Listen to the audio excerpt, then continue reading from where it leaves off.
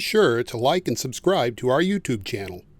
Also, click the bell icon to be notified when we upload new videos. Hello, my name is Janet Witman, and I'm coming to you from my home harp studio here in southeastern Pennsylvania. My workshop for the Harp Gathering series is called Celtic Dance Tunes. It's all about the beats and more. Special thanks to the dynamic duo, Mike and Denise, and their sponsors for having me and our other harp participants do these series of workshops and concerts to keep you engaged behind your harp and keep you excited about the upcoming Harp Gathering in Ohio in May of 2022. I've enjoyed hearing and viewing the other guest harpists and their presentations, and I'm sure you have too. I had the honor of presenting live and at the Harp Gathering in 2019, and it was great to be part of that festival. It's one of the finest and friendliest festivals I've been to, so kudos to Mike and Denise. Well, back to Pennsylvania. I'm setting the mood for these Celtic dance tune numbers by wearing my kitty cat Kaylee dress. And you can see that I have a black cat playing the harp. There is a black cat on the fiddle, a cool cat on the bass, and then on a clarinet. So I need a penny whistle or a flute player to fill out the session events of my dress.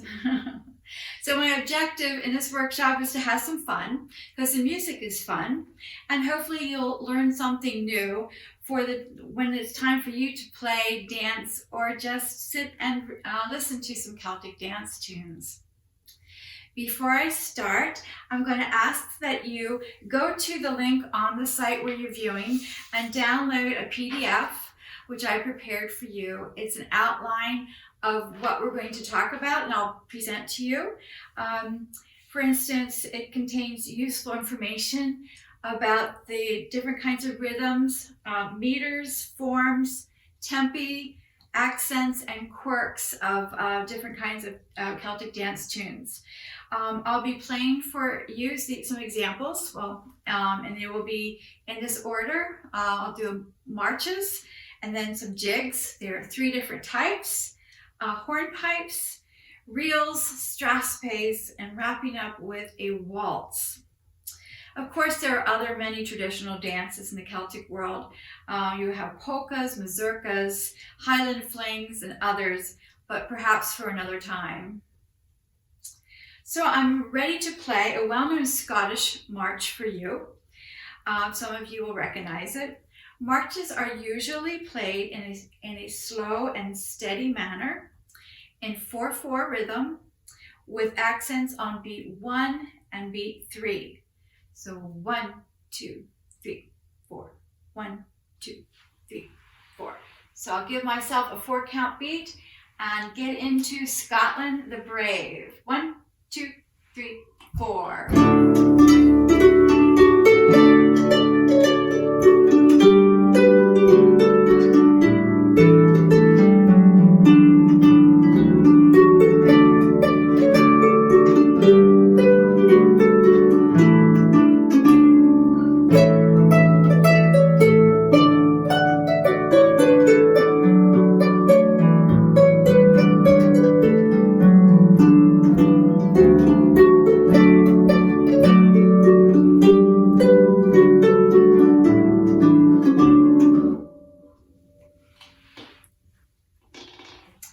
So Scotland the Brave is very popular in pipe bands. If you've gone to Scottish festivals, you've seen the marching bands going down the football field, and their kilts are going in unison to the march that they're marching to and playing with.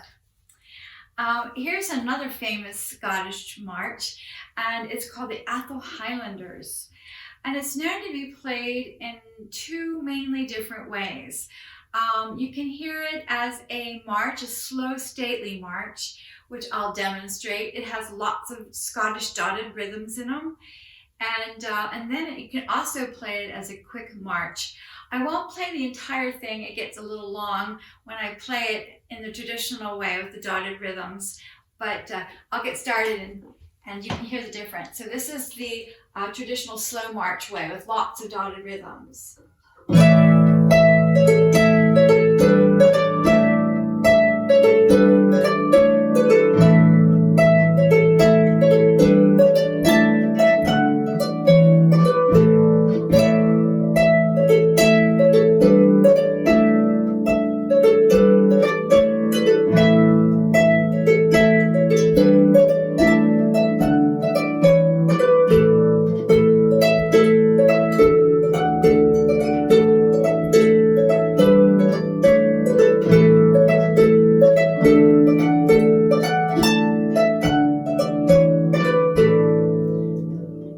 That's just the section A and B, and there's two more sections, C and D. I don't want to take a whole lot of the workshop time playing through the whole thing, but you'll hear it that way a lot. Now, when you're at Kaylee's or dance places, they'll pick up the tempo quite a bit, and they'll turn it into a quick march, which would be a 6/8, or they'll feel it in 2. And in this example, the dotted rhythms are gone and they're just running 8th notes. So this is a lot of fun, and I'll probably play the whole tune for you now because it can go faster. So here goes. 1, 2, let's play.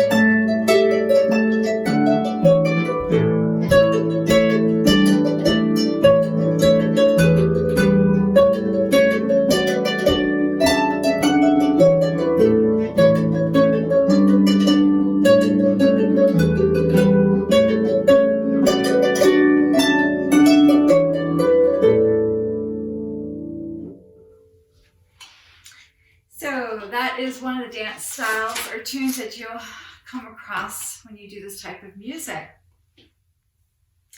Our next dance tune, is the jig section of our workshop.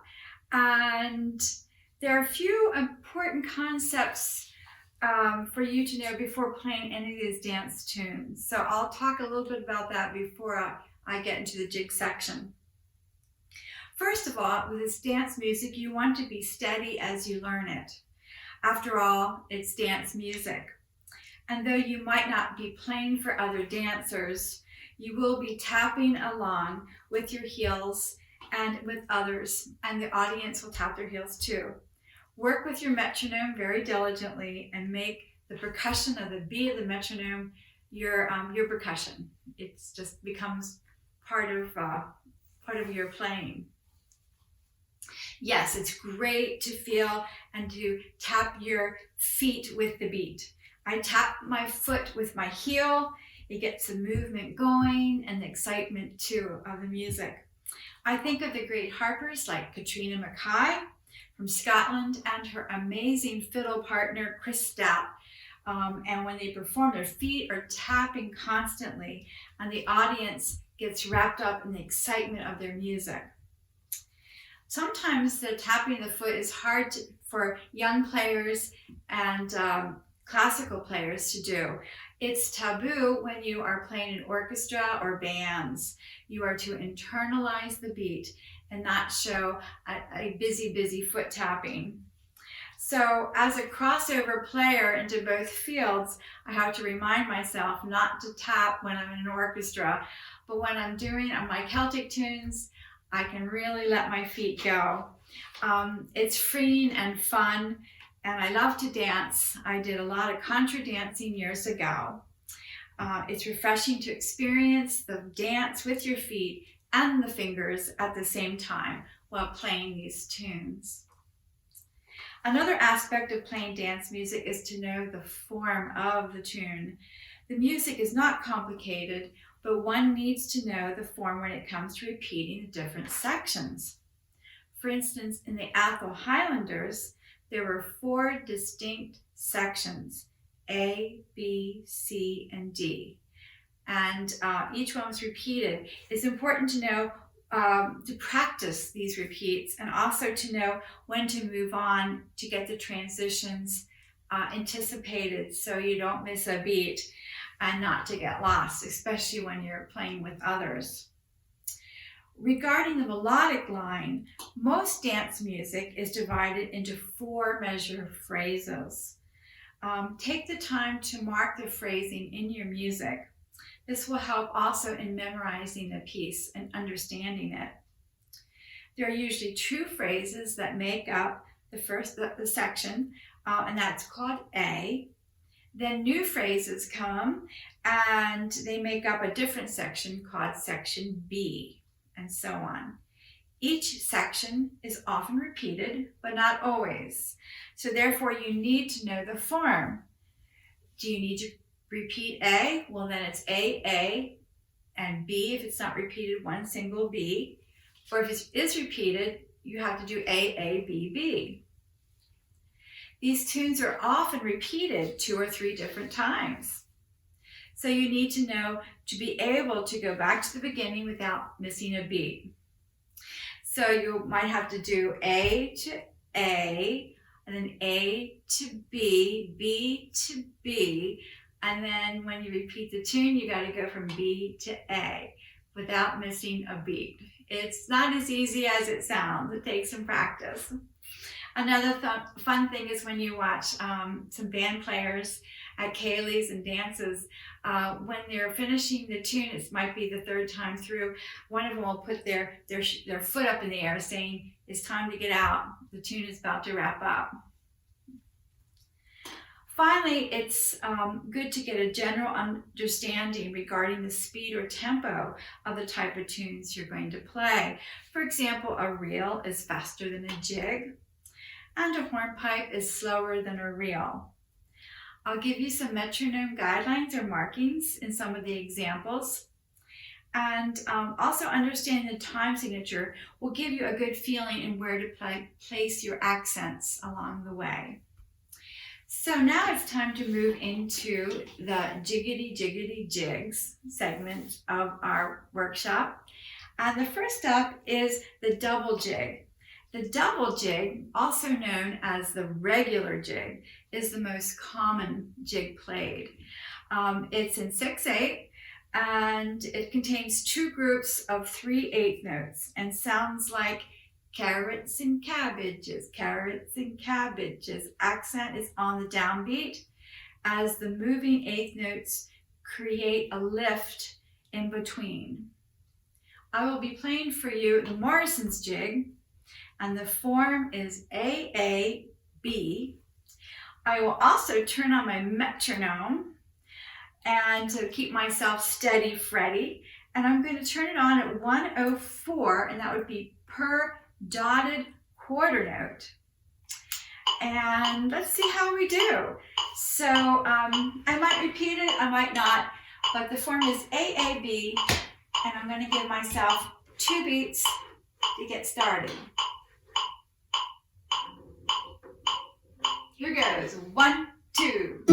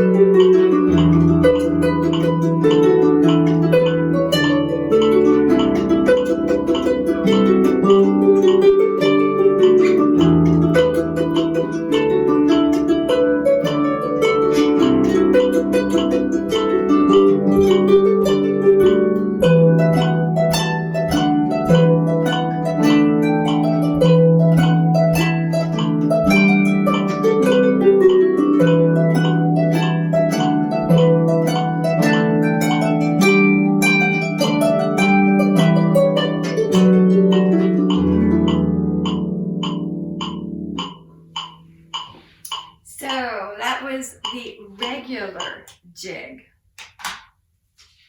The next jig up is the slip jig or hop jig. Dancers have added an extra step to the regular jig, making the time signature 9/8, meaning there are 3 groups of 8 notes now, making 9 beats per measure. The meter is felt in 3 and can be felt by saying carrots and cabbages yum, yada da da da da dum. Carrots and cabbages yum. So you have that extra beat in there. My tune I'll play for you is the well-known slip jig, the butterfly. It's in 3 sections, A, B, and C, where each of the 4 measure phrases is repeated. So you have 4 measure phrases, and you have the same phrase, and oftentimes there's like an ornament or some kind of something different in the bass to make it interesting. There's a fun fact for you. Each measure of this piece starts on the same note, B. So it's truly a piece for butterflies. The heavy beat is on 1. Slip jigs are smoother and not as jiggity as regular jigs. And they're subject to a lot of interpretations or improvisations. So I'm going to get started, and I'm going to give myself 3 beats to get into my slip jig. 1, 2, oops, I must do this, and I am ready. 1, 2, 3, 1, 2.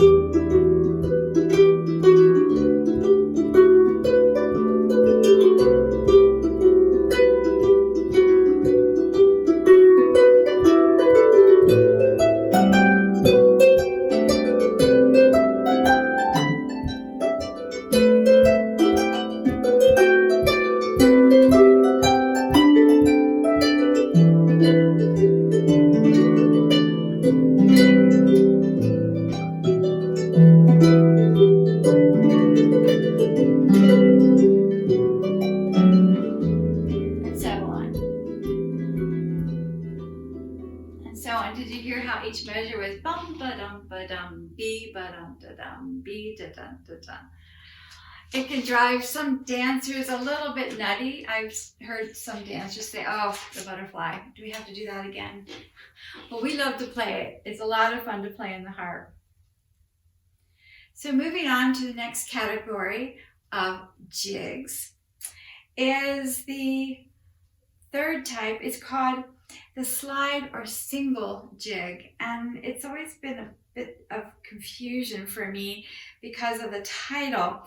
This type features a longer measure, 12/8 in the measure, and so that's 12/8 notes. To me, it should be called a double jig because it has twice the amount of 8th notes of the jig, but forget that. It's called a single jig because the entire phrase or a single musical idea is swept up into one measure, one idea. It's also called a slide because it's an added dance step. But for our purposes, we probably should call it a single jig. Because it has 12/8 notes in each measure, the measures are very long and so forth, and consequently, each section only has 4 measures. So section A has 4 measures, repeated. Section B has 4 measures, repeated. Most times sections are 8 measures long. two phrases, but here, because the measures are so long, it's different.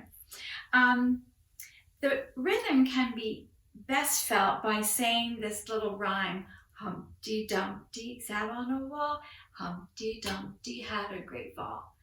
And if you say that enough times, you'll be able to execute a slip jig.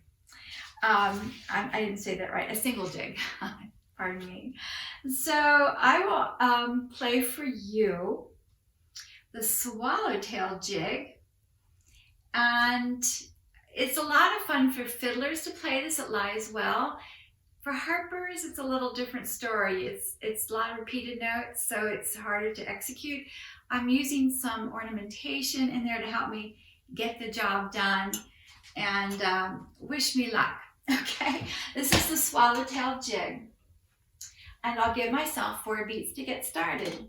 In fact, I might say my nursery rhyme: Humpty Dumpty sat on a wall, Humpty Dumpty had a great fall.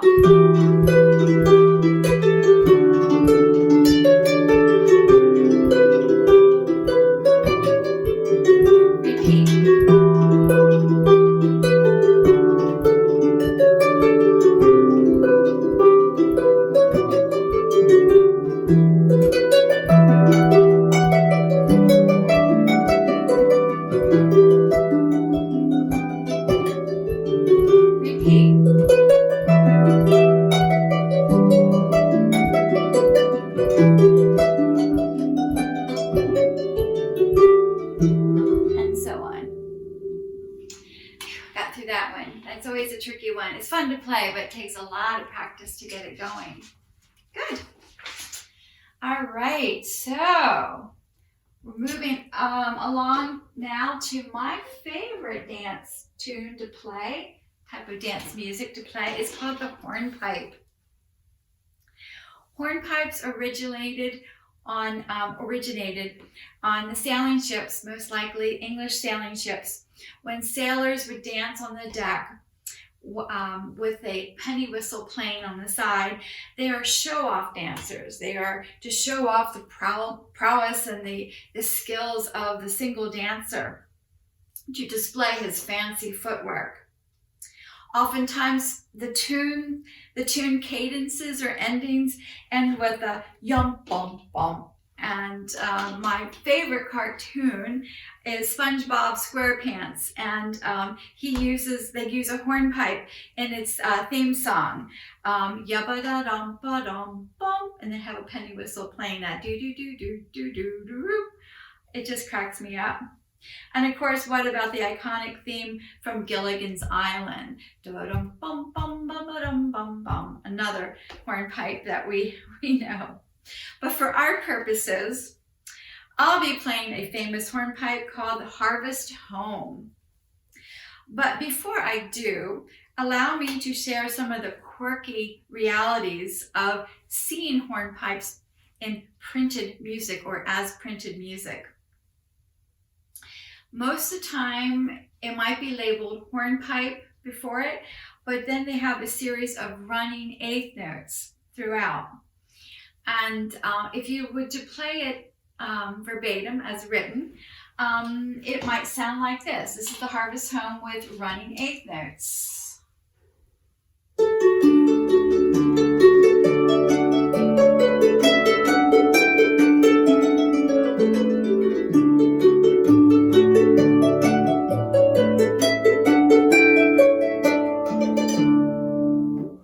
Notice the triplets are there. That's part of a hornpipe, some triplets inserted throughout the sections, but that's not the way to play a hornpipe. Another way you might see hornpipes presented in printed music would be to have all the dotted rhythms written in and throughout the piece. And if you're a classical musician like I am, you would probably play it as the way it's indicated. And you might try to play it like this, or play it like this.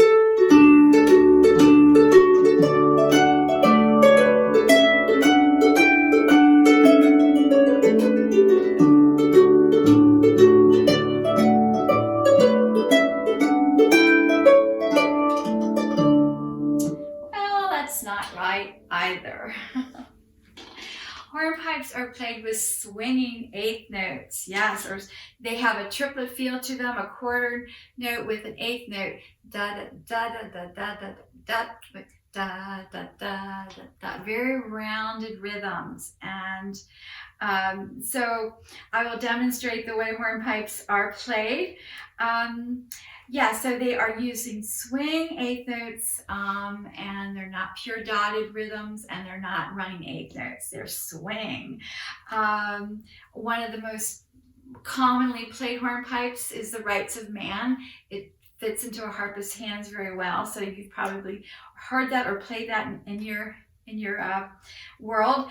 And another fun thing to do with hornpipes is to jazz them up with some jazz chords as they play the swing notes, to fit the mood perfectly of the feeling of a hornpipe. Hornpipes are in a moderate 4/4 tempo or time signature, and you can swing with them if you want to.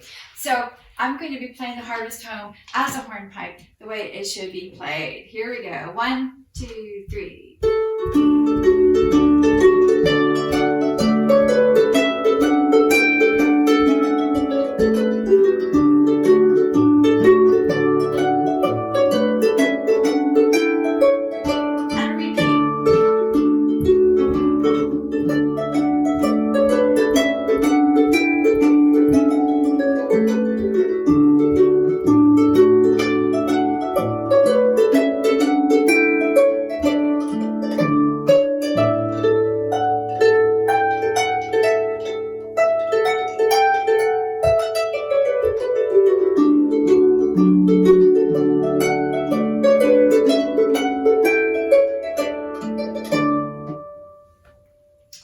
So that was the hornpipe.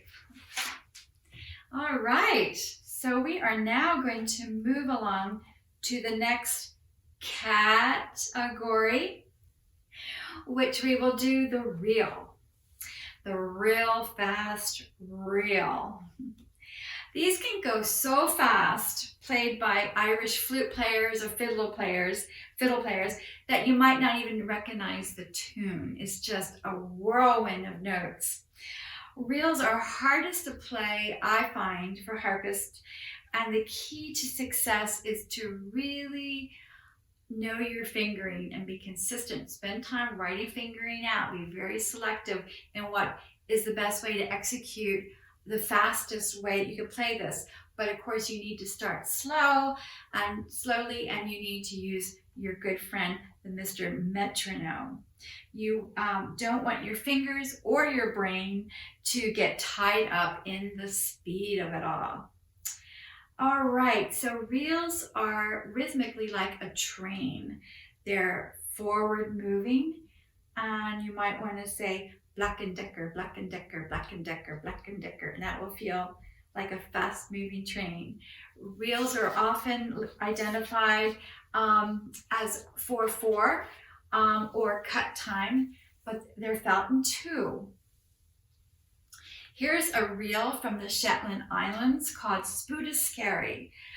Skerry is a group of rocks that are exposed when the tides are out, or in between violent waves that rip the shore.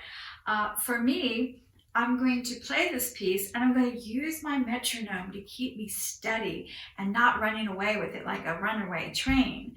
I am going to set my piece up with the metronome at 80 beats per half note. The form of this piece is AAB, and I'm going to give myself 2 beats to get me started. So wish me luck. Make sure I'm in the right key. That's another important part of any kind of getting started with the lever harp, or any harp, or any instrument. I also like to, with this piece, it's really fun to distribute the accents on where you don't think they should be. You get a feeling of syncopation that's really fun to play and to listen to. So here I go. I'm going to give myself 2 beats. 1, 2.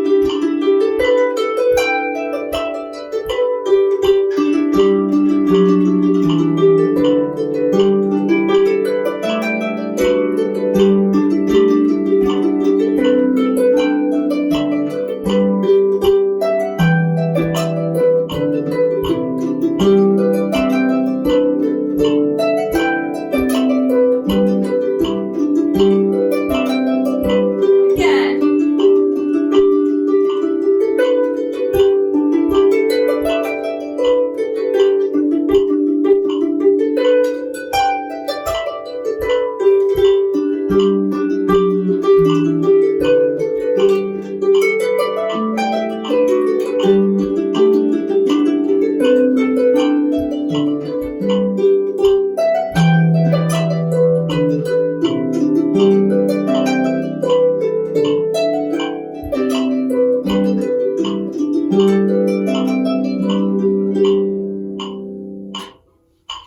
that, my friends, is a typical reel.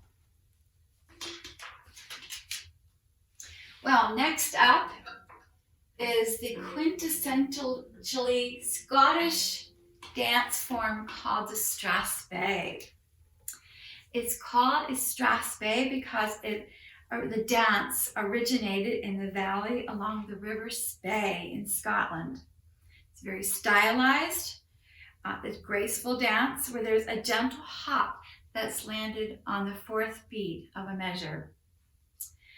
There are two types of dance steps. There's a setting step where a line of dancers is moved back and forth.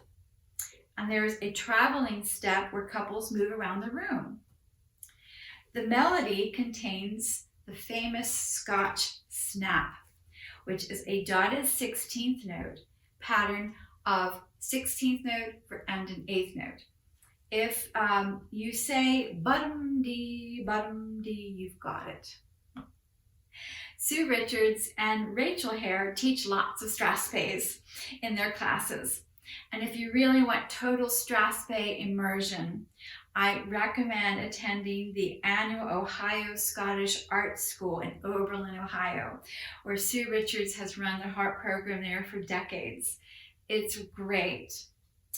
And if you attend harp or fiddle Scottish competitions, Strathspeys are a major component in playing the required set of tunes. And in harp, the set of tunes is march, Strathspey, and a reel. So my Strathspey for this workshop is called Brocken Long, or Orange and Blue. This one's arranged by Sue Richards. Strathspeys are played in a moderate 4/4 time. They're in two sections that are repeated, A, B, B. And here's a good tempo, 1/12 per quarter note. Listen to the Scotch snaps. I'm going to give myself 4 beats to get started with an upbeat included. 1, 2, 3.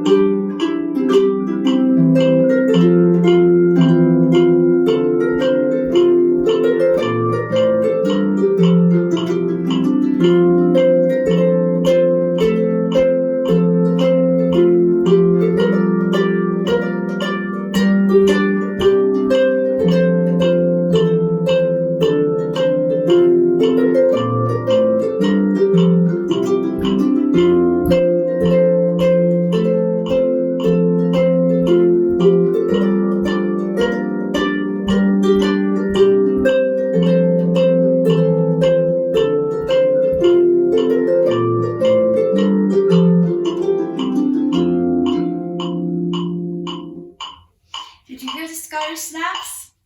They're all over the place. Bottom-dee, bottom-dee. All right, so lots of fun with Strathspeys with the harp. Oh my goodness, we're coming to the end of our list of dance tunes. And what would we do without a waltz? It's a great way to close out the workshop. When you go to a ceilidh or a dance, the waltz is the last dance you will do.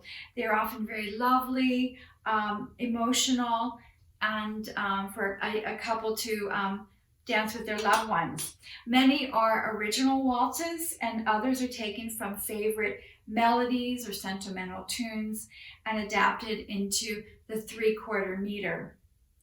Here I'm going to play for you the Irish popular ballad called the Star of the County Down, which sings a song about the loveliest girl at the fair. And the original song is in 4/4 rhythm. And I'm thinking that a lot of you already know it, but this is I won't sing it, but this is the original song.